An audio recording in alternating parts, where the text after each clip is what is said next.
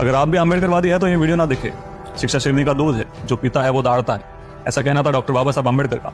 लेकिन अम्बेडकर इतनी शिक्षा और 30-35 डिग्री होने के बाद भी कभी अंग्रेजों के सामने नहीं दाढ़े, बल्कि उन्हीं अंग्रेजों की जी हजूरी करते रहे। अपने लिए अलग इलेक्टोरेट की मांग करते हुए उन्होंने कहा कि अंग्रेज कभी भी भारत को गुलाम नहीं बना पाते अगर दलितों ने उनका साथ ना दिया होता।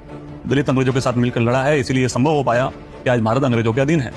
सुनकर अजीब लगा ना, लेकिन यही सच है। बाबा साहब स्पीचेस एंड राइटिंग के वॉल्यूम 10 के पेज नंबर 446 पे आपको ये मिल जाएगा। और जो लोग कहते हैं कि बाबा साहब ने संविधान दिया, उन्हें ये भी बताना चाहिए कि यही अम्बेडकर कभी भी आजादी के पक्ष में नहीं थे। अम्बेडकर चाहते थे कि भारत कभी भी आजाद ना हो और अंग्रेज हमेशा यहीं पे रहे, क्योंकि उन्हें लगता था कि अगर सरकार हिंदुओं के हाथ में आएगी तो उनका शोषण होगा और भारत के भविष्य के लिए आजादी अच्छी नहीं है। और ये मैं नहीं कह रहा हूँ, ये खुद अम्बेडकर के शब्द है, जो उन्होंने 5 अप्रैल 1946 के दिन एक मीटिंग में उस वक्त के वाइसरॉय पवेल से कहे थे। इसका जिक्र ट्रांसफर ऑफ पावर के वॉल्यूम 7 के पेज नंबर 146 पर और अम्बेडकर द्वारा लिखी गई किताब what Congress and Gandhi have done to untouchables के पेज नंबर 168 पर है। इसके अलावा देश की आजादी में अम्बेडकर की या उनके अनुयायियों की कोई भूमिका नहीं रही, ना ही उन्होंने किसी फ्रीडम मूवमेंट में हिस्सा लिया। उनका कहना था कि उनके लोग अंग्रेजी हुकूमत के लिए हमेशा वफादार रहे हैं और ये सभी काफी पहले से उनके साथ काम करते हैं। इसका जिक्र भी आपको ट्रांसफर ऑफ पावर के वॉल्यूम 7 के पेज नंबर 146 पर मिल जाएगा। इसके अलावा अंग्रेजों की तरफदारी करते हुए उन्होंने लोगों को समझाया कि अब अंग्रेज इतने भी बुरे नहीं हैं जितने 19वीं शताब्दी में हुआ करते थे।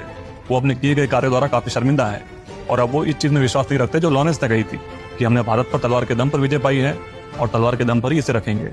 इसका उल्लेख आपको what Congress and Gandhi have done to untouchables के पेज नंबर 177 पर मिल जाएगा।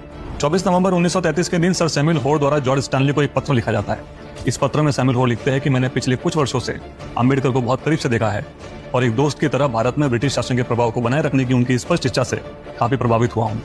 अब सोचिए कि जिस व्यक्ति को हिंदुओं से इतनी नफरत थी लेकिन अंग्रेजों की गुलामी से कोई ऐतराज नहीं था, उस व्यक्ति की देश के प्रति क्या निष्ठा होगी।